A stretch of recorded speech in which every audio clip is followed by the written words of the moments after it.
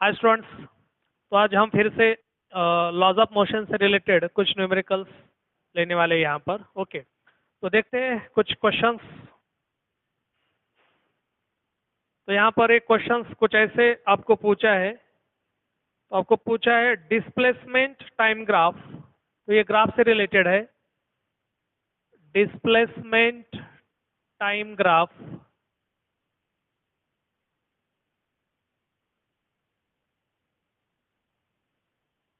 of an object of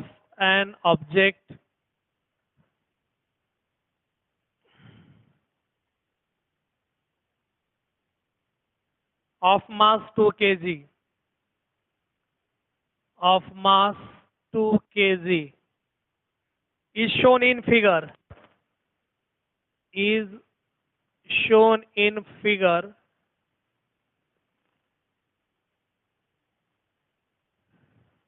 the force required to move। पूछा है the force required to move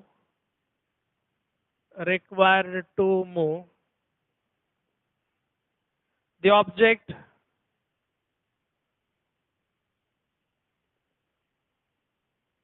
for first 4 seconds is for first 4 seconds is। तो यहाँ पर option दे दिए है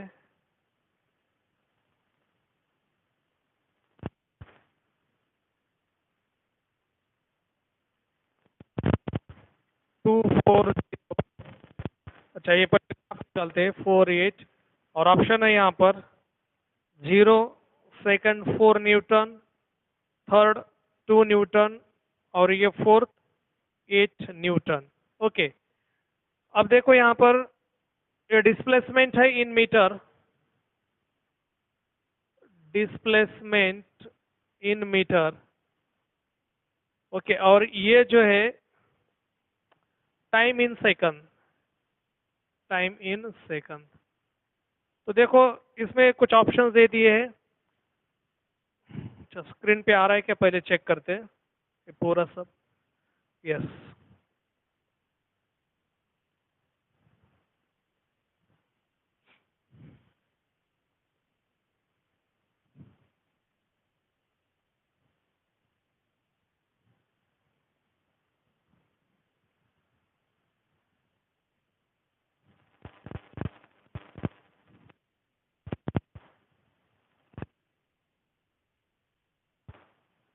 okay. अब देखते हैं displacement time graph of an object. तो ये कोई डिस्प्लेसमेंट टाइम ग्राफ आपको इस तरह से दे दिया है, ये डिस्प्लेसमेंट टाइम ग्राफ। अब ये डिस्प्लेसमेंट टाइम ग्राफ ये जो है वो स्ट्रेट लाइन है। तो इसका मतलब क्या है, ये वेलोसिटी कैसे यूनिफॉर्म है, कांस्टेंट है वेलोसिटी। अगर वेलोसिटी कांस्टेंट है, यूनिफॉर्म है, तो एक्सेलरेशन क्या आ जाएगा इस केस में, 0। अब फोर्स पूछा है आपको, तो द फोर्स रिक्वायर्ड, तो फोर्स क्या है, मास इनटू एक्सेलरेशन। ओके, तो मास 2 kg है और एक्सेलरेशन 0, तो फोर्स कितना आ जाएगा, 0 आ जाएगा। तो ये 0, तो फोर्स यहाँ पर कितना है, 0, क्योंकि एक्सेलरेशन यहाँ पर 0 है, यूनिफॉर्म वेलोसिटी है। तो इस तरह से ग्राफ से रिलेटेड क्वेश्चंस आपको पूछे जाते हैं। ओके, चलो अगला सवाल देखते हैं। क्योंकि बहुत बार बच्चे क्या करते हैं, फिर ये एक्सेलरेशन निकालने की कोशिश करते हैं, तो ये प्रॉब्लम हो सकती है उनको।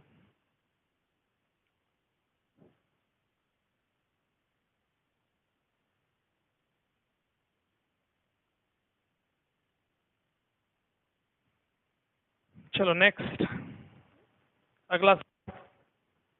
Consider to spring balance, consider to spring balance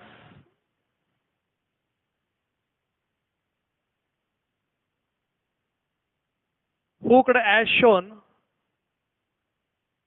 hooked as shown in the figure।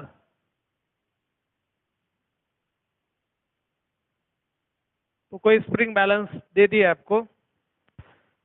we pull them we pull them in opposite direction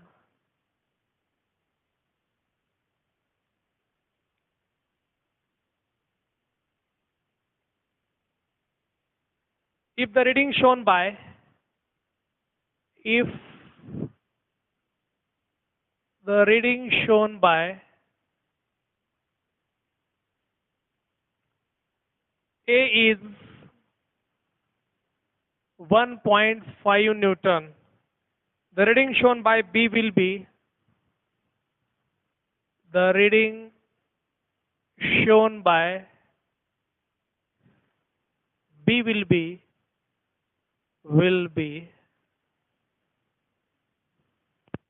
तो ये स्प्रिंग बैलेंस दे दिया आपको इस तरह से।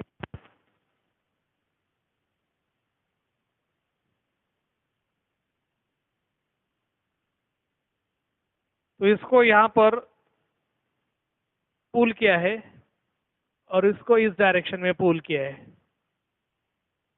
तो ए और ये बी है और ये जो है as shown in figure we pull them in opposite direction if the reading shown by A is 1.5, तो ये 1.5 दिखाए 1.5 न्यूटन दिखाई दे रहा है ए में। तो बी कितना होगा? तो पहला ऑप्शन है 1.5 ए, सेकेंड ऑप्शन है 2.5 न्यूटन, थर्ड ऑप्शन है 3 न्यूटन, फोर्थ ऑप्शन है 0। तो देखो यहां पर ये स्प्रिंग बैलेंस है, ऐसे भी क्वेश्चंस आपको पूछे जाते हैं। तो अब इसको एक, जैसे कि ए को इस तरह से पुल कर दिया, ओके, तो दोनों को ऐसे हुक कर दिया है, दोनों को एक तरह से खींचा है, ओके, तो इसको यहां पर खींचा है, बी को यहां पर खींचा है। ए अगर 1.5 न्यूटन दिखाता है तो बी कितना दिखाई देगा वहां पर रीडिंग, ये आपको पूछा है। तो रीडिंग कितना दिखाई देगा यहाँ पर? तो ये 1.5 ही दिखाई देगा, क्योंकि जितना यहाँ पर लगा रहा है उतना ही फोर्स एक दूसरे पे वो लगाएंगे, बराबर है। तो कितना आ जाएगा? 1.5 न्यूटन ही। जितना यहाँ पर है उतना यहाँ पर, क्यों? तो जितना यहाँ पर फोर्स लग रहा है उतना ही वो वहां पर फोर्स लगेगा, बराबर है। जितना इस डायरेक्शन में लग रहा है उतना ही उस डायरेक्शन में फोर्स लग रहा है। तो ये 1.5 न्यूटन आ जाएगा। ओके, तो अगला सवाल देखते हैं, नेक्स्ट।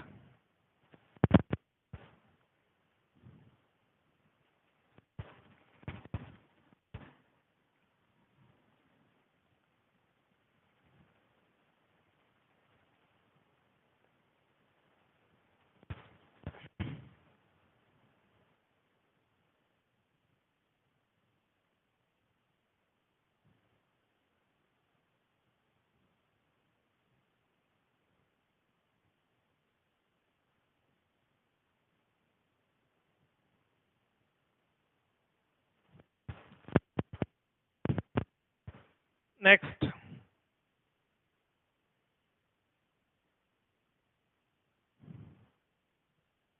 अच्छा पहले इसको हटाते हैं। ये एक्शन एंड रिएक्शन वाला फोर्स है, ओके, तो इक्वल मैग्नीट्यूड, मैग्नीट्यूड इसका सेम ही रहेगा। एक्शन रिएक्शन फोर्स में मैग्नीट्यूड सेम रहता है, याद रखना।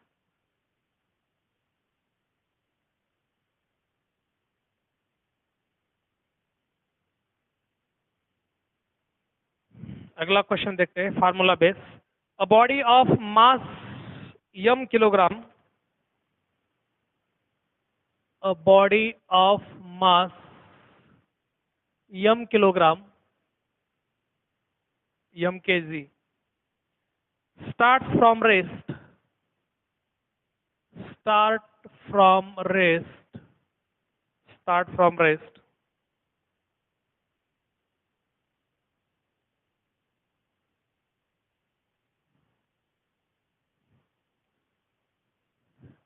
and travels a distance of s meter, and travels a distance of s meter in t second, in t second.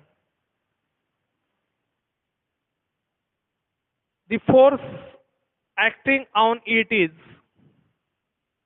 the force acting on it is,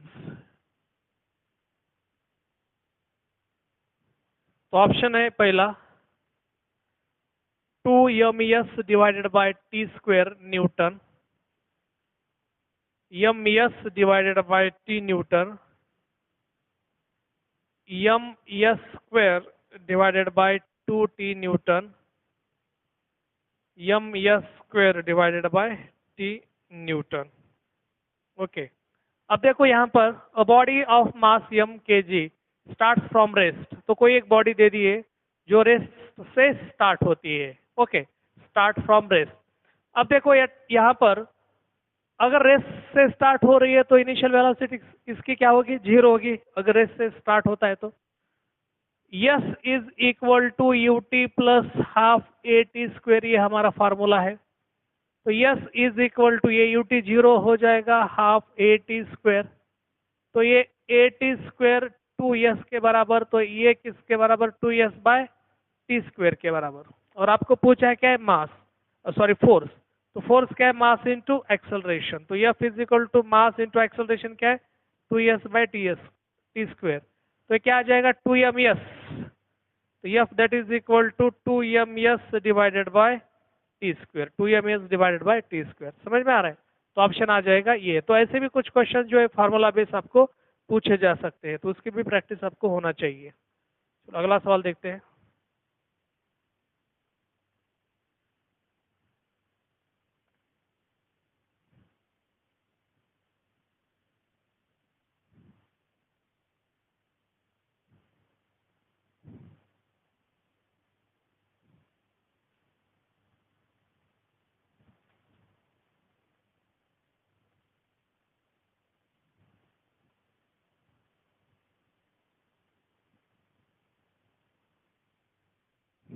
In a rocket, fuel burns. In a rocket, fuel burns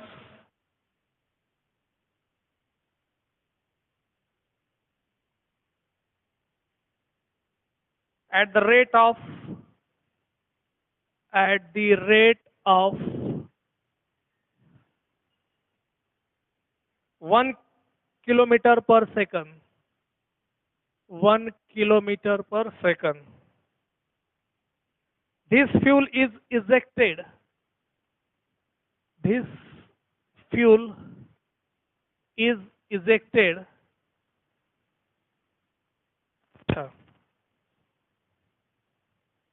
From the rocket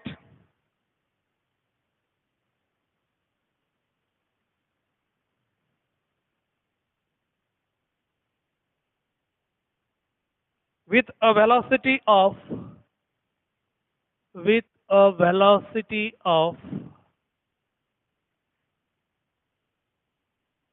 60 kilometer per second. 60 kilometer per second. This exerts a force on the this exerts a force on the rocket equal to on the rocket equal to, और option है यहाँ पर आपके, option इस तरह से है 6000 Newton. तो आप भी सॉल्व करने की कोशिश करो।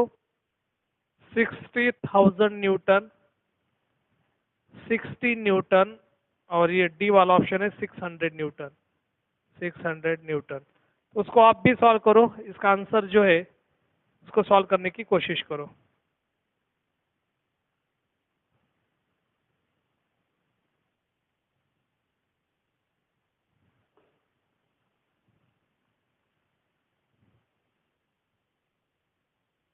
तो जिस तरह से आपको क्वेश्चंस पूछा है, एक बार रीड करो उसको और ध्यान से आंसर सॉल्व करने की कोशिश करो।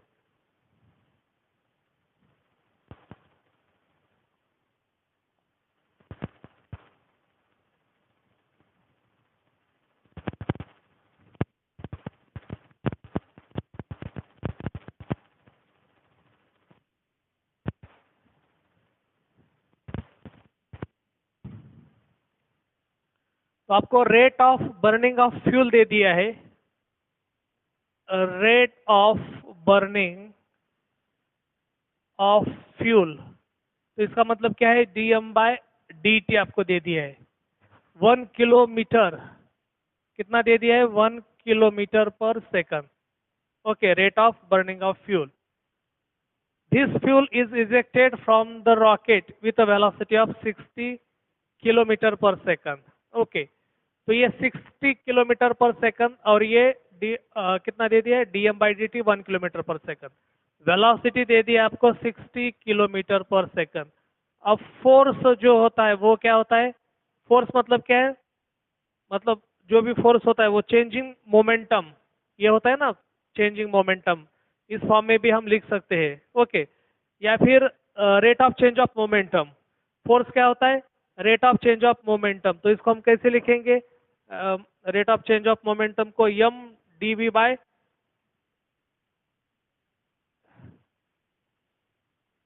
m. एक्सेलरेशन क्या है? dv by dt. ऐसे भी लिख सकते हैं ना. तो हम उसको ऐसे भी लिख सकते हैं v dm बाय dt. इसको ऐसे भी लिख सकते हैं. तो v है 60, okay, into 10⁻³ metre per second. Okay, और ये कितना है? 1 वेलोसिटी.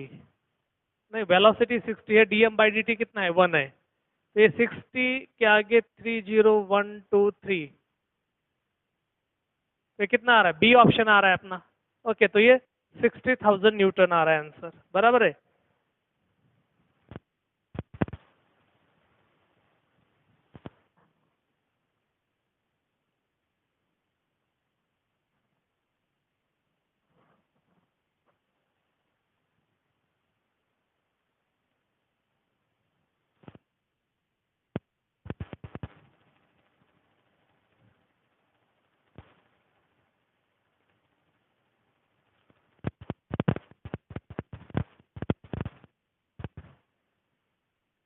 ये 1 किलोग्राम है. 1 किलोग्राम पर सेकंड. 1 किलोमीटर आ गया है. 1 किलोग्राम पर सेकंड है. रेट है ना, बर्निंग रेट. ओके, तो dm/dt, तो ये 1 किलोग्राम है. तो उसको किलोमीटर नहीं, 1 किलोग्राम लिखो. तो ये आ जाएगा 60,000 न्यूटन. तो अपना बी ऑप्शन आ जाएगा. समझ में आ रहा है? तो इस तरह से हम इसको सॉल्व कर सकते हैं, ऐसी कोई बात नहीं. ओके,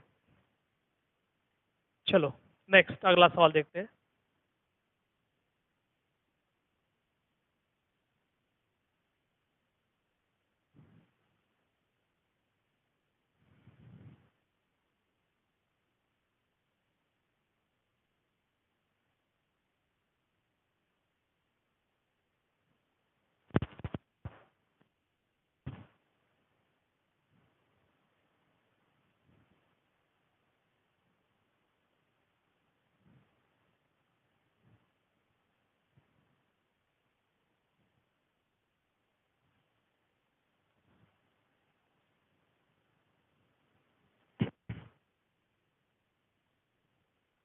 अगला सवाल देखेंगे.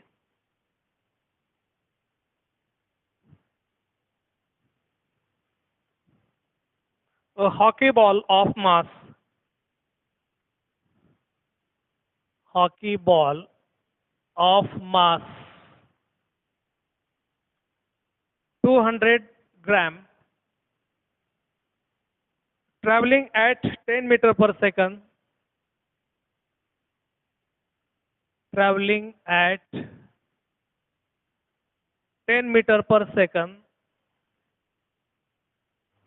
is struck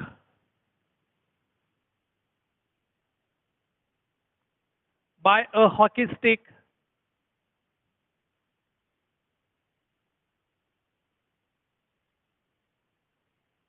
so as to return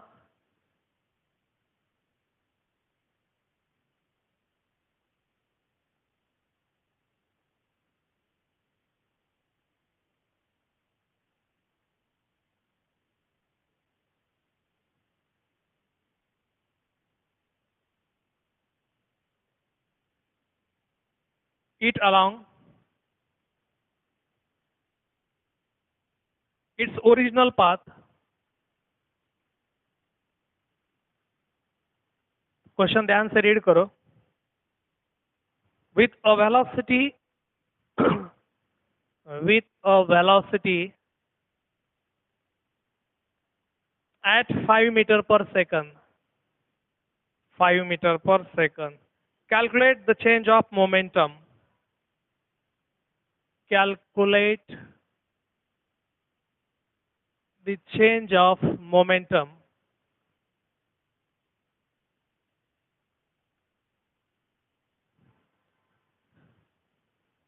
occurred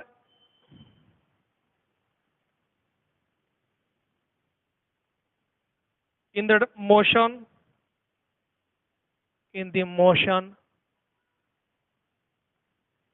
of the hockey ball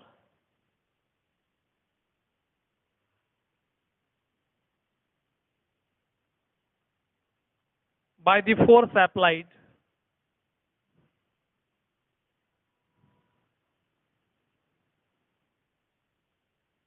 by the hockey stick.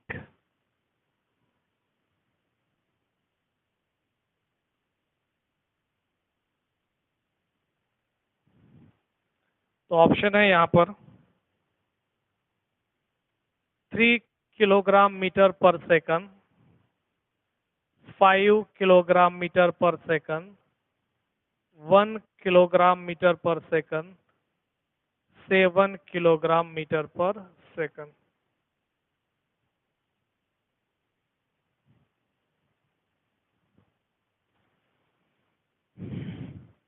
तो देखो यहाँ पर मास कितना दे दिया है, 200 ग्राम, मतलब 0.2 kilogram, travelling eight 10 metre per second. Hockey stick initial velocity v1 मानते हैं, ये 10 मीटर पर सेकंड है। Okay, struck by a hockey stick so as to return it along its original path with a velocity। तो ये final velocity -5 metre per second, उल्टा आ रहा है ना, इसलिए माइनस ले लिया, डायरेक्शन की तरफ ध्यान देना है। Calculate the change in momentum, तो ये चेंज इन मोमेंटम आपको यहाँ पर आपको कैलकुलेट करना है। ओके, तो चेंज इन मोमेंटम क्या होता है, mv1 माइनस mv2, इस तरह से हम इसको लिख सकते हैं। Okay, change in momentum mv1, so change in momentum that is equal to mv1 minus mv2। तो mv1 minus v2, m है 0.2, v1 है 10, माइनस 5 तो प्लस हो गया, 0.2 प्लस 0.2 इंटू 15, तो ये 3 किलोग्राम मीटर पर सेकंड। तो ये ऑप्शन आ जाएगा अपना ए ऑप्शन। तो यहाँ पर जो है तो थोड़ी सी माइनस और प्लस की गलती हो सकती है, तो ये माइनस लिखना है, अगर नहीं लिखते तो ये 5, तो ये 1 वाला भी ऑप्शन है, तो आपको ये 5 इंटू 0.2 जो है, तो ये फिर 1 हो सकता है, फिर आपको मतलब 1 भी दिख रहा है यहाँ पर, तो आप बहुत बार बच्चे क्या करते हैं 1 को ही सेलेक्ट करते हैं। तो यहाँ पर इस तरह से मतलब जो एग्जैक्टली आंसर है उसी की तरफ हमें फोकस करना है। तो ये प्लस माइनस या फिर डायरेक्शन जो है इसके बारे में आपको देखना पड़ेगा, ये तो प्रॉब्लम हो सकता है।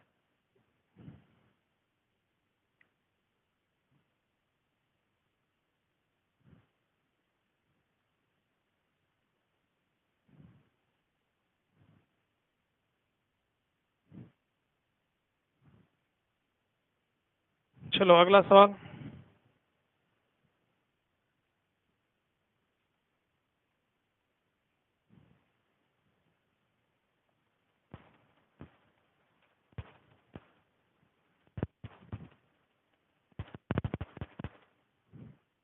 A sheep of mass, a sheep of mass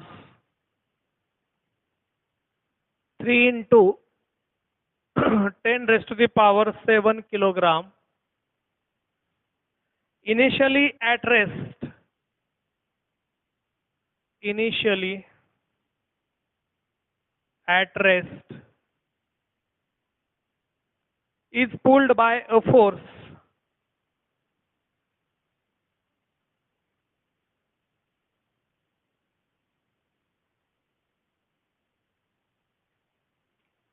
3 into by a force 5 into 10 raised to the power 4 Newton through a distance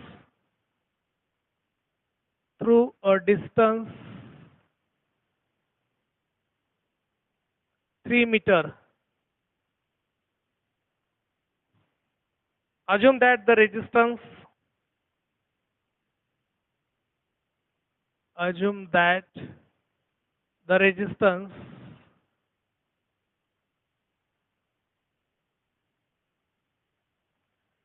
due to water is negligible, due to water is negligible.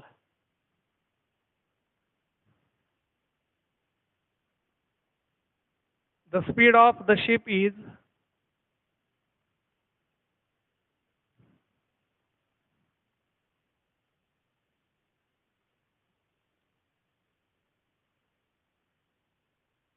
first 1.5 meter per second, second 60 meter per second, third 0.1 metre per second और ये 5 metre per second. तो answer आपको यहाँ पर देखना है क्या आ सकता है।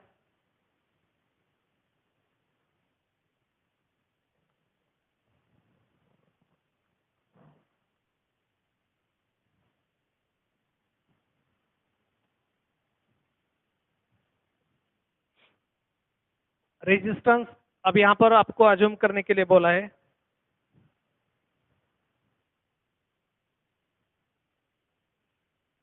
ओके, अब देखो यहाँ पर इनिशियल एड्रेस है, इसका मतलब U 0 है, ये तो कंफर्म है। अब V इज इक्वल टू, या फिर हम ऐसे भी लिख सकते हैं V square that is equal to U square plus 2AS, ये हमारे पास फार्मूला है। इनिशियल वेलोसिटी 0 है, बराबर है, और एक्सेलरेशन क्या है, तो आपको दे दिया है शिप ऑफ मास, और फोर्स भी दे दिया है, और यह फिजिकल टू क्या है, मास इनटू एक्सेलरेशन, तो acceleration force by mass. Okay, और ये डिस्टेंस भी आपको दे दिया है, चलो सब दे दिया है। स्पीड ऑफ द शिप, आपको कौन सा काइनेमेटिकल इक्वेशन यहाँ पर यूज करना है ये भी हमें यहाँ पर देखना पड़ेगा। ओके, अब देखते हैं V square that is equal to 2F by MS, ये इसको हम ऐसे भी लिख सकते हैं 2 इज इक्वल टू, अब फोर्स कितना दे दिया है यहाँ पर 5 इंटू 10⁻⁴, और मास कितना है 3 इंटू 10⁻⁷, और डिस्प्लेसमेंट कितना है यहाँ पर 3, तो ये 3 कैंसिल हो गया, ये 10 इंटू 10⁻³ आ गया, बराबर है। ये 5 इंटू 2 10 इंटू 10⁻⁻3, ये +4 है, ये ऊपर गया -7 हो गया -3, तो ये 10⁻⁻² आ गया। ओके, तो 10⁻², अब इसका ये V स्क्वायर है तो V क्या आ जाएगा 10⁻⁻1। ओके, तो 10⁻⁻1 कितना आता है 0.1, तो ये 0.1 मीटर पर सेकंड, तो सी ऑप्शन यहाँ पर आ जाएगा, मीटर पर सेकंड वेलोसिटी। तो इस तरह से हम ऐसे क्वेश्चन जो है इसको सॉल्व कर सकते हैं। तो ये छोटे छोटे क्वेश्चन लगते हैं, लेकिन कौन सा फॉर्मूला कब यूज करना है, कभी कभी डेटा डायरेक्टली नहीं दिया जाता, तो इस तरह से हम उसको सॉल्व कर सकते हैं। ओके, अगला क्वेश्चन देखते हैं, नेक्स्ट।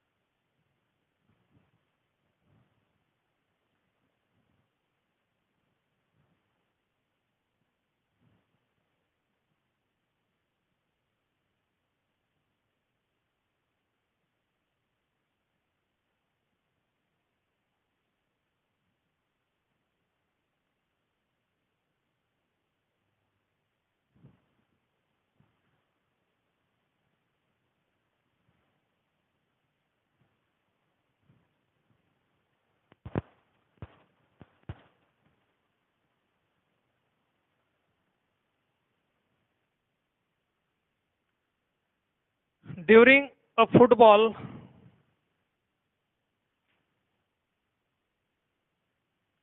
इसको सॉल्व करने की कोशिश करो। During a football match,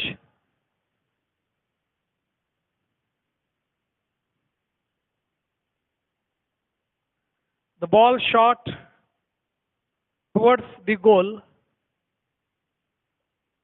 the ball shot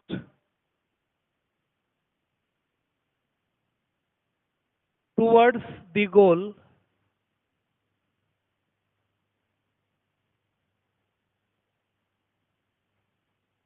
struck the defender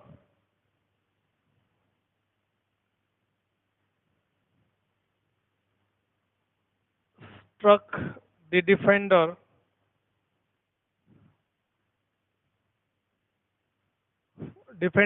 foot at the speed of at the speed of 10 meter per second, and it bounces back and it bounces back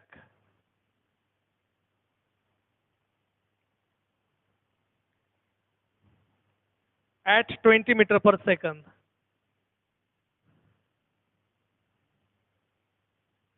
If the time of impact was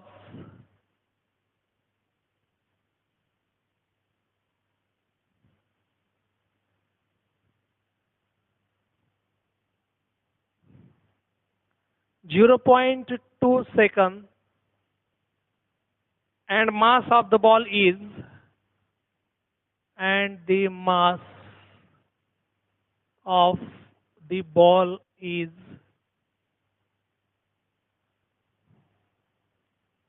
1/2 kg, half kg, then average force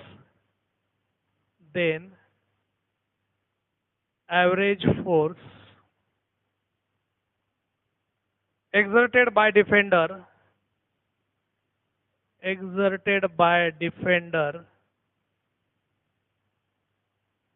on the ball is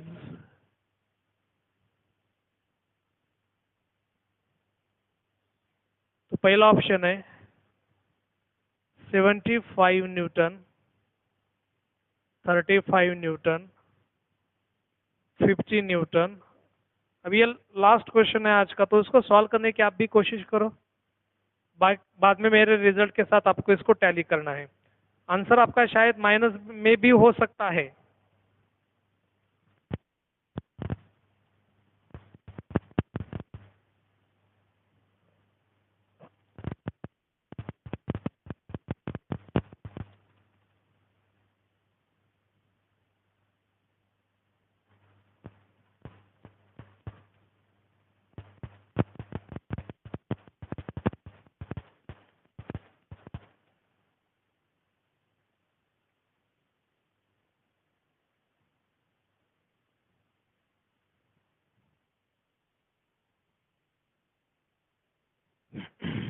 तो ध्यान से देखो, इसको solve करने की कोशिश करो। ये आज के लेक्चर का लास्ट क्वेश्चन है।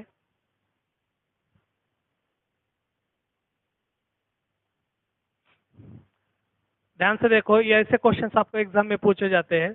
During a football match the ball shot towards the goal strucks the defenders foot at the speed of 10 metre per second. तो ये 10 मीटर पर सेकंड से स्ट्रक किया है and it bounces back at 20 metre per second, और ये 20 metre per second से bounce हो गया है। तो यहाँ पर u कितना है 10 मीटर पर सेकंड, v कितना है 20 मीटर पर सेकंड। ये उल्टा आ रहा है v, तो ये माइनस हो रहा है। ओके, तो ये बाउंसेस बैक अभी देखा था ना, तो ये साइन लगाना भी वहां पर बहुत जरूरी होता है। ओके, तो अब देखो ये इस तरह से आ जाएगा। If the time of impact was 0.2 second, तो टाइम है 0.2 second and the mass of ball half kg, then average force exerted by defender on the ball is. तो यहाँ पर इम्पल्स वाला कंसेप्ट लग रहा है। तो इम्पल्स मतलब होता क्या है, force into time, time of impact, और ये फोर्स क्या है, तो उस दौरान का जो भी फोर्स लग रहा है वो। ओके, तो ये होता है फोर्स, इम्पल्सिव फोर्स भी बोलते हैं हम उसको।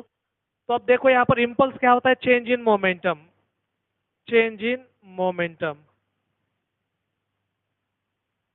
तो F into T.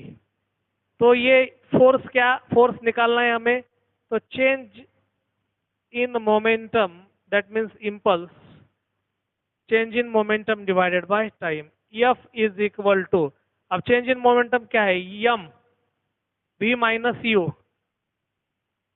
Divided by, यहां पर लिखेंगे t, मास कितना है 0.2, v कितना है, तो ये -20 और ये -10 इनिशियल वेलोसिटी। तो तो ये टाइम, यहाँ पर टाइम ऑफ इम्पैक्ट कितना दे दिया है? मास हाफ केजी है ना, यहाँ पर हाफ है और टाइम ऑफ इम्पैक्ट है 0.2 सेकंड। तो ये कितना आ जाएगा? तो ये -30/2 इंटू 0.2, तो ये 15। तो ये -15 डिवाइडेड बाय 0.2। तो 0.2 कितना होता है? 1/5। ये 5 ऊपर गया, तो ये कितना आ रहा है? -75 न्यूटन। अब तो ऑप्शन में कोई माइनस नहीं है, तो इसका मतलब ये होता है, कभी कभी ऑप्शन में अगर +75 और -75 इस तरह से अगर आपको ऑप्शन में दिया होता, तो आप यहाँ पर -75 यहाँ पर लिखते हैं, बराबर है, आंसर एग्जैक्ट जो भी है। तो अभी मैग्नीट्यूड फॉर्म में है फोर्स, तो ये 75 यही आ जाएगा। ओके, तो माइनस तो क्या है, डायरेक्शन के बारे में ही रहता है। तो दोनों भी प्लस और माइनस दोनों दिए, तो यहाँ पर माइनस हमें आंसर लिखना चाहिए, अदरवाइज हम मैग्नीट्यूड फॉर्म में भी उसको लिख सकते हैं। ओके, तो ऐसे क्वेश्चन जब आपको पूछे जाते हैं तो इस तरह से आपको इसका आंसर लिखना होता है। ओके, तो आज का सेशन, आज का जो लेक्चर है, तो हम यहाँ पर स्टॉप करते हैं। तो ऐसे ही सवाल आपको एग्जाम में पूछे जा सकते हैं, शाउ स्क्रीनिंग टेस्ट में। तो ऐसे क्वेश्चंस की आपको प्रैक्टिस करनी होती है। ओके।